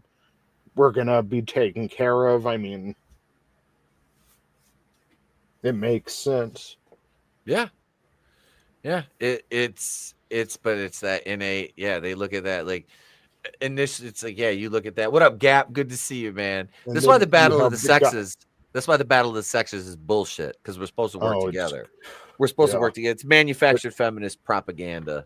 You have the guy up there bombing, trying to tell jokes and just bombing and making a fool of himself. And it's like, okay, think about if you do go to those theme parties with him, or if he's representing you or your household, you know, that's not. And do I want my kid to be up here in 25 years bombing the same way? Like, right. I've already set Trey up for success because he's adorable. He's got fucking green eyes, and he's already funnier than I am. So, I mean, and he's a little gentleman. I mean, he's a good kid. He's a little ham. He is. He's always like it's funny too, because I'm scratching my back with a pen. I hope I didn't write it myself. But I'll never see it. The thing with him is like he's been on camera. He's 10. He's been on camera for almost 6 years now. You know, so yeah, you know, I stayed home with him, you know, since the time he was 2.5, and yeah, he basically is me with more charisma, better hair. He's pretty much better than me already in every way. But that's how it should be. Absolutely, that's a sign of good parenting. Well, I said that was, you know, originally that was the goal, is to raise my son to be a better man than me. And I've accomplished that at 10. So what the fuck else do I have to do other than wrestle and talk shit on YouTube? But I see Felix shared the stream out on Twitter. Felix, you have a link, sir. I know you're home. Come on. But do you mind me asking, do you have any children, Jamie? I do. I have 3 boys. They're all adults. Oh, congratulations. Thanks. 18, 20, and 26. Nice. I'm an old lady. No. I'm not going to say how old you are. You just started young. She is not old. She is not old. I think I'm a year older than you. No. I think. How old are you? 45. Yeah, I'm a year older than you. Are you? Don't bullshit me. I know 29 when I see it. A 29 with a 26-year-old. Yeah, Right. I in May I just turned 46. Okay, so yeah, your birthday's I'm April, so okay. Are you Yeah, Taurus? so, yeah. Yep. Like Don't even say it. the Taurus cutoff is literally like the day after my birthday, which is the Austrian painter's birthday. Ah, yes. Our Uncle H, as the kids call him these days. Yeah. Tony, did you just bring it up? You I know what I did. have. You know what I have to do. You know What we have sucks to. is that it's a banger. You know, It is. Instead of just playing the song, should we play a GIF with it? We'll do that. Let's see. I don't know. I'll do it. Fuck it. Why not? Nigga, how Hitler? Nigga, how Hitler? They don't understand the things I say on Twitter. Nigga, how Hitler? They don't understand the things I say on... Now Yeah. Tobey Maguire's going to You're come out on obsessed with Twitter. that. I am. You have no idea how many reels I send a day with that in it. Just I do know. I've let me put it to you this way. It's taken me since I do know. she does. I had to, yeah, I like had to say something about how many fucking reels and these reels. I'm like, this is how I communicate. I have so many people that send me shit on a daily basis. I was like, it gets overwhelming when you have, when you have time like in between work or after work to go through everybody's and try not to be fucking rude and not respond to them. Leave them on So I was just like, not so many. I think that day in particular was just more overwhelming because I was getting like that many from a shit ton of people. It's okay. None of them were this one, though. None of them were this one.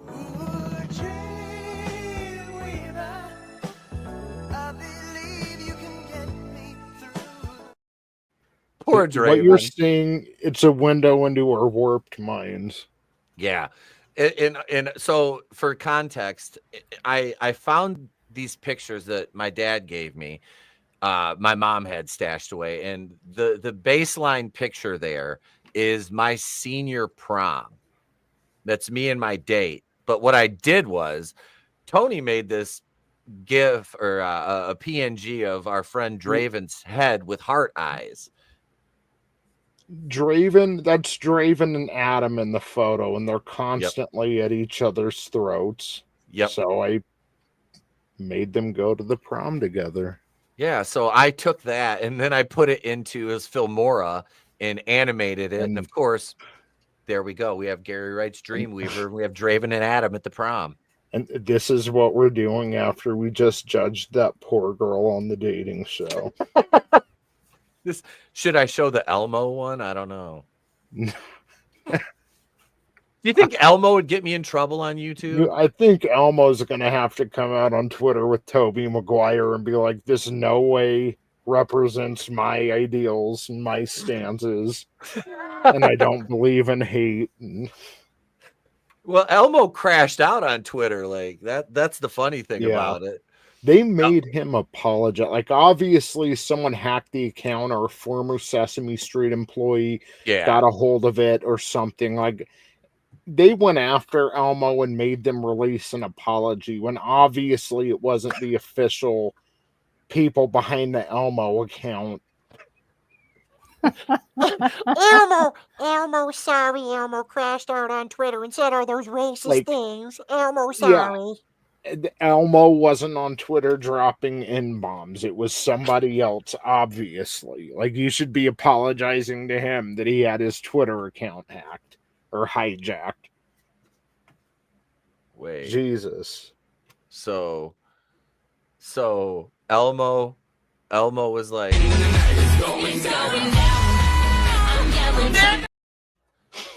Jesus. I stopped it. My monetization. Where's the Ralph game? I'm in danger. You know it'll fix it. Black girl magic. That'll fix it. That always fixes it. Hey, well, chat up. You have too much fun with these. The beautiful thing is like anymore. It's like I just don't care. That's I came to terms. I came to terms with the fact that I don't have a fucking soul. So I just have fun with it now. Fuck it. We'll just play with it. We'll just have fun. Doesn't matter. It's all relative, you know. It's a look. If something is off limits, then everything is off limits. So it's fucking comedy. It does not matter. I have something here. It's shared by that Dom Luker guy on X. Yep. Which is the third UFO sighting in Mexico this week. Uh-oh. Let me bring this up. Breaking, this UFO was spotted in Mexico, making it the third UFO sighting this week. Many believers think this is a TR-3B, a secret anti-gravity aircraft. There seems to be a strong increase in UFO and alien signals. So y'all take a look at this and tell me what you think.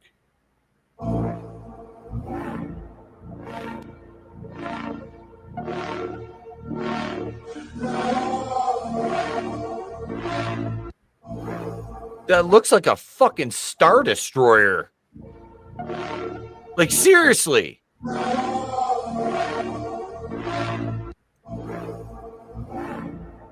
See, and this takes me back to what we were talking about with the paranormal shit earlier. So why is it there is just a small clip of this?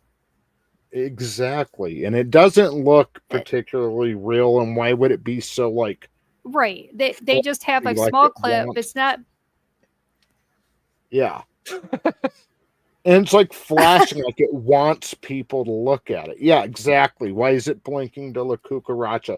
You guys remember when Mexico supposedly dissected that alien a year or two ago and it was obviously fake? Yeah.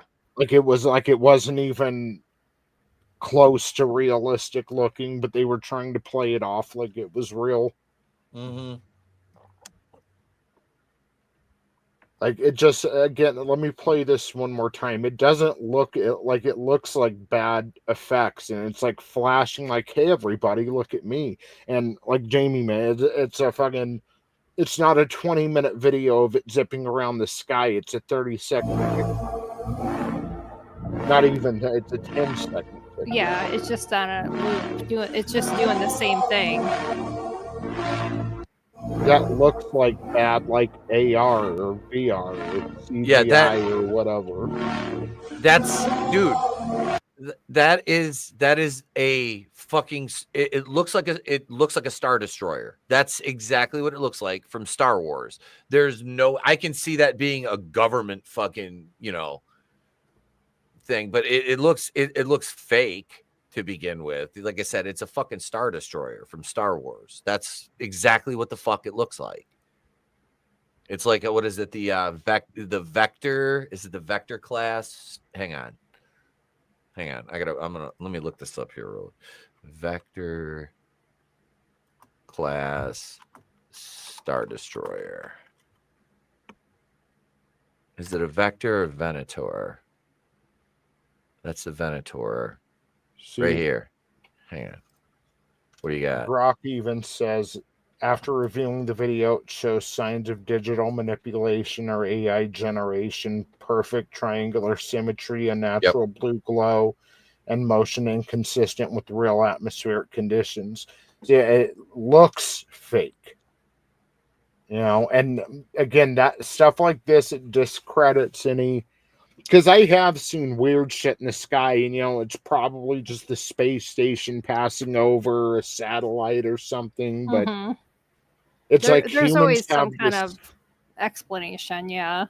Yeah, humans just have this need, like we were talking about earlier. When Homegirl was on talking about that child seeing shit and hearing that noise, like And I had mentioned, kids don't do things for clout, but unfortunately adults do, and they love to make these fake fucking UFO little 10-second clips that obviously look fake and send it out there like it's real. On the internet, this stuff was just fun to talk about.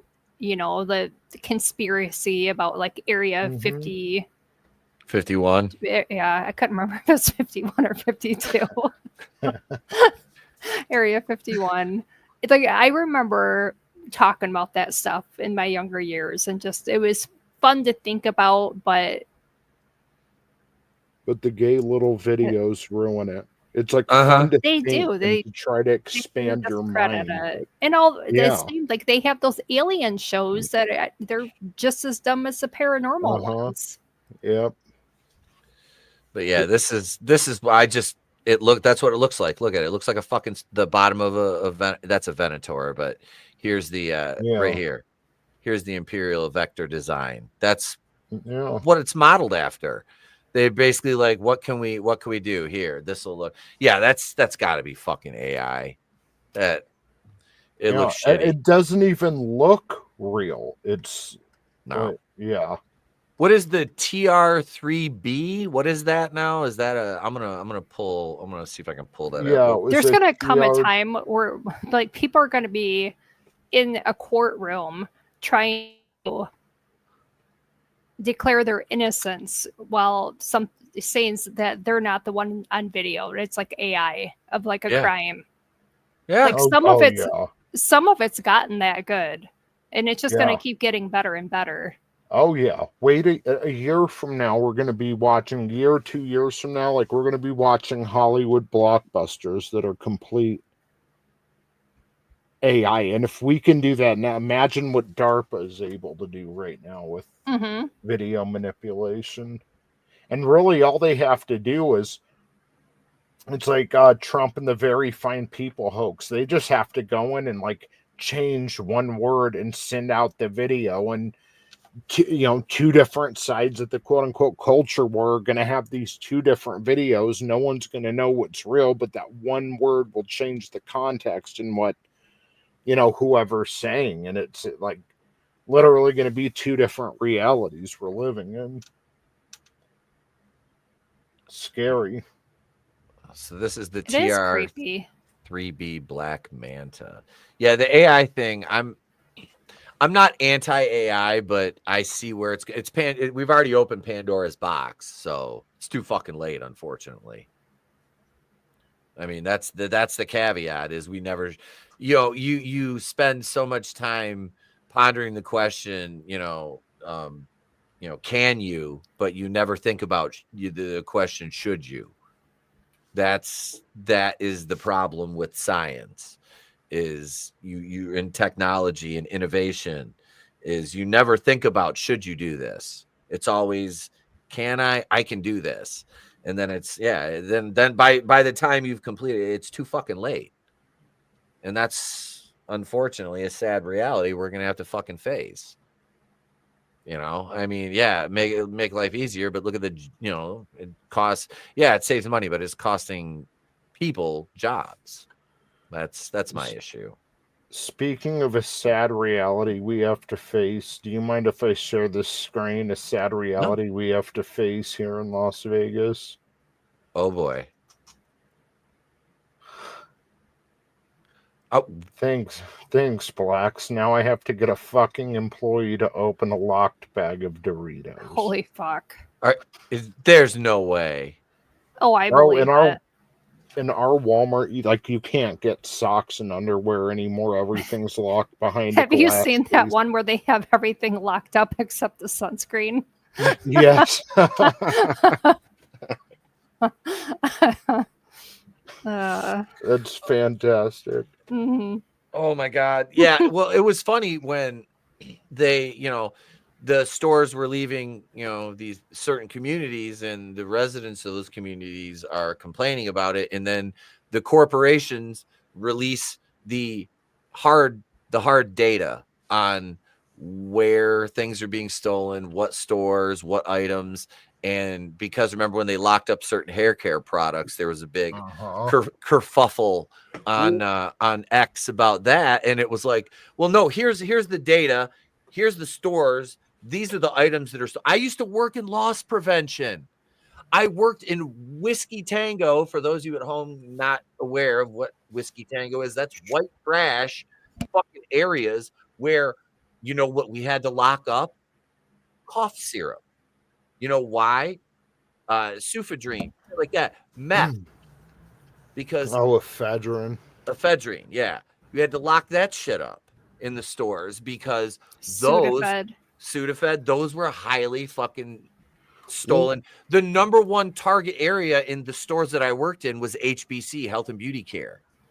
Here's the thing. Out here for years, all the shea butter hair products and fucking Jerry Curl and the powder that you put on so you don't get bumps when you shave, all the like black products were locked up. And for a reason, that's what was going missing. Mm-hmm. But now in the name of equality, they just lock everything up. Even though the other stuff, it's not a problem going missing, just these few specific items. But I mean, now it's so bad too that, yeah, I do believe the socks and underwear are going missing and fucking like, I'm surprised they still have shirts on the racks. And depending on where you go in the city, there are some that, I mean, Jesus, there's some Walmarts now in like, or Walgreens in San Francisco now where there's nothing on the shelves. You go up, there's a tablet, you click on the things you want, and an employee brings it out from the back. And it's ridiculous.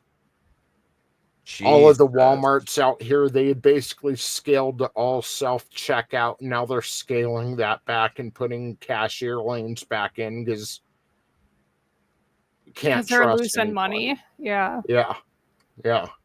And it really, I mean, let's be honest, there are bad people in every group, you know, but there's statistics. Why can't I say my STs tonight? She's having issues. Exactly. Statistics. We know what the problem is. And my favorite thing is when they say, well, statistics don't tell the whole story. Yeah, that's the point. Statistics don't spin a web of bullshit. They just tell the truth. Yep. Mm-hmm. And that's why, you know, we say pattern recognition is the most unbiased thing. It's just, you see patterns of things that happen with that's the don't believe your lying eyes, is when they tell you that that's wrong, that you're seeing these patterns. And it's like, no, it's like, no, I'm not wrong. Body cams, they demanded police body cams until those became racist. Yeah, it's like, what more do you want? What more can we do to prove to you that and I'm not saying all cops are fucking saints either, because they're fucking not. I mean, like I said, never a lot. Yeah. And my thing with the blacks too is I am so fucking over them carrying on the slavery thing and how we should still be ashamed of that. Yeah. I gave that up a long time ago. Yeah. There are more black slaves in the world today. There are more black slaves in the world today than ever before in history. Colin Kaepernick is taking a knee wearing Nike garb made by child slaves in China. Like, fuck you. It's just a cudgel. Racism itself, like, racism wasn't even a thing. People don't go around in the world calling each other racist. It's like specific to Western white countries, and it's used as a cudgel to beat us down. Yep. When they're more racist than anyone I've ever seen. 13% of the wizards are casting more than 50% of the spells. I love that. All they think about is skin color. It's literally and it's the great excuse for their actions. And especially it's been the past 5 years have been significantly worse. 2020 exacerbated everything. And this has always been my point with when shit like this, George Floyd, Michael Brown, Trayvon Martin, Ahmaud Arbery, what was the woman's name? that came at the cop with the knife. Brianna. Breonna Taylor, Oh, who yeah. that one. Then the other crazy broad with the knife that got shot. This is my thing, and that was all caught on body camera. When and there's a lot more, and again, look at the statistics. There's a lot more white criminals that are killed by police yearly.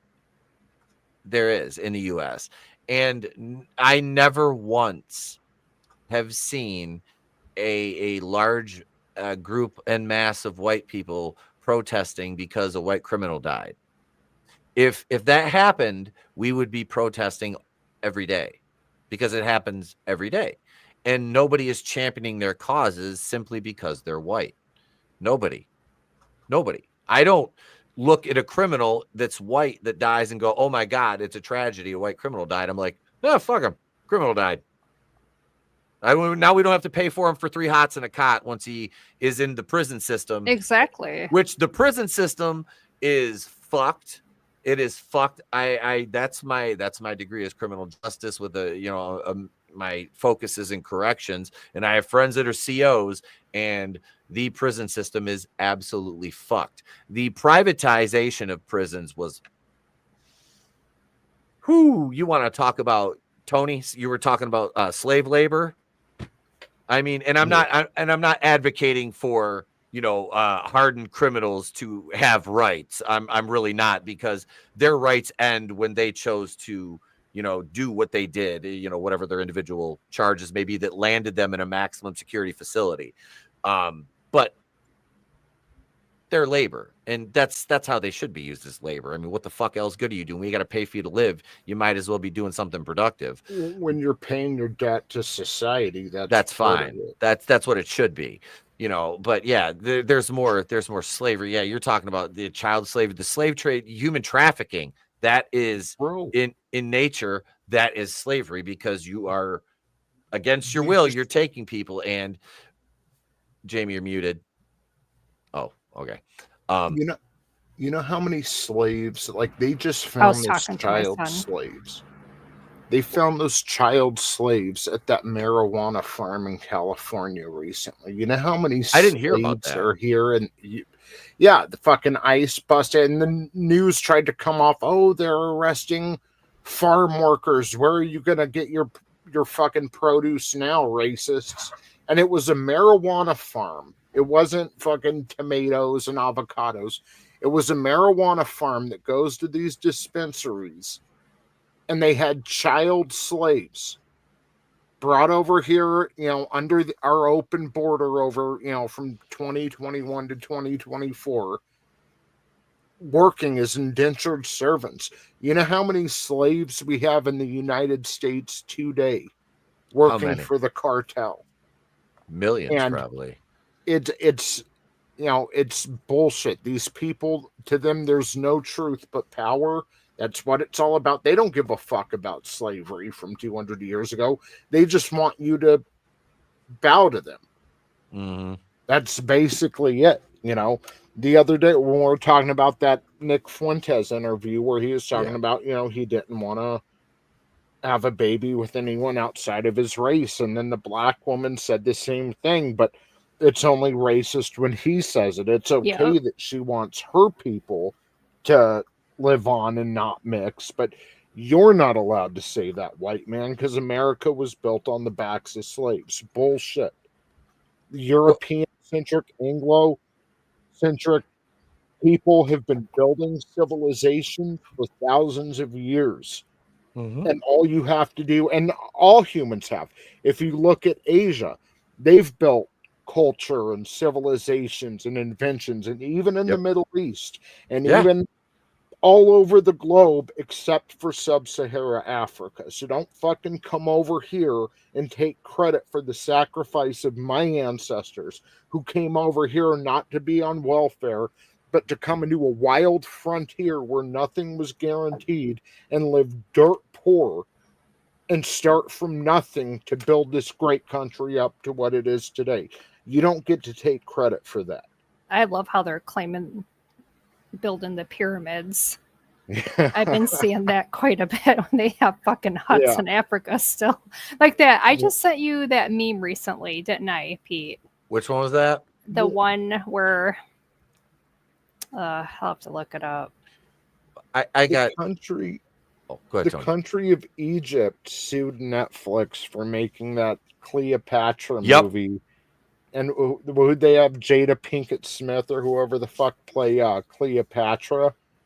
And Egypt sued them over it. Like, Cleopatra was Greek. Yep. Greek and Egyptian or whatever it was. She wasn't sub-Saharan African.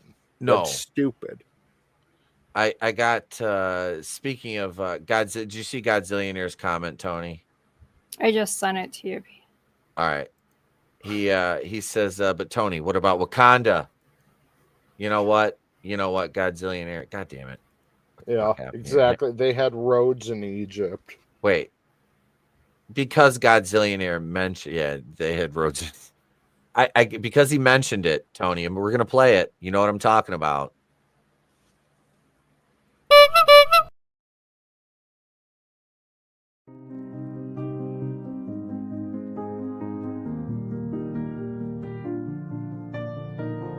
Do you ever look around at your continent and feel a little down? Ashamed of where you come from? Do you ever see your parents offered up to a Libyan warlord from your cage and silently wish to yourself, reality can be whatever I want? My friends, are you simply hungry? Hi, I'm trans non-binary Disney CEO Bob Chapek, and I'm inviting you to experience the other side of reality. Relax, recuperate, and reinvent yourself at our newest and most diverse Walt Disney World Resort. When real life doesn't quite cut it, come experience our version of Africa. Introducing Wakanda Land.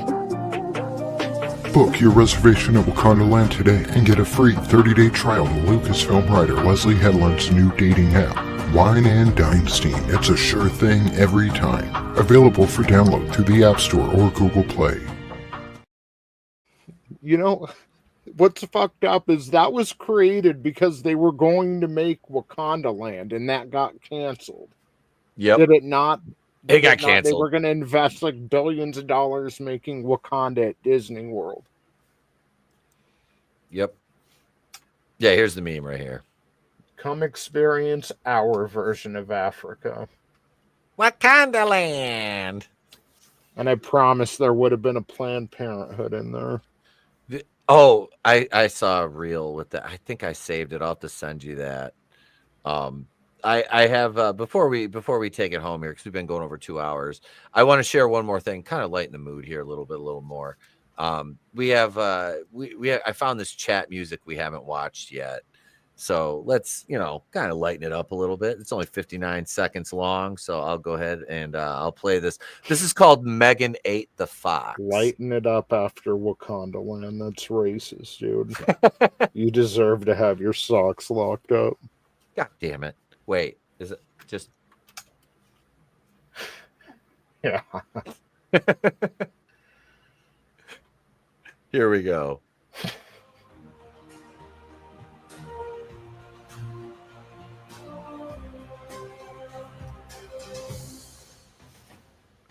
Megan ate the fox, she ate a fox. Megan took the box, she's built like a box. Megatron, Megatron, that's not Megan Fox, that's Megan Fox. Megan ate the fox, she ate a fox. Megan took the box, she's built like a box. Megatron, Megatron, that's not Megan Fox, that's Megan Fox.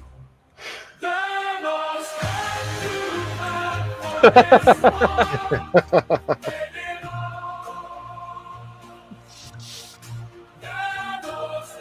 to fight for his mom.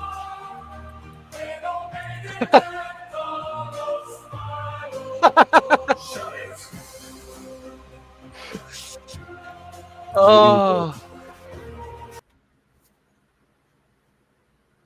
Oh, I love those. I love those. Fucking chat music is that's AI used properly right there. Well, did you see Godzilla wrote he got demonetized for harassment?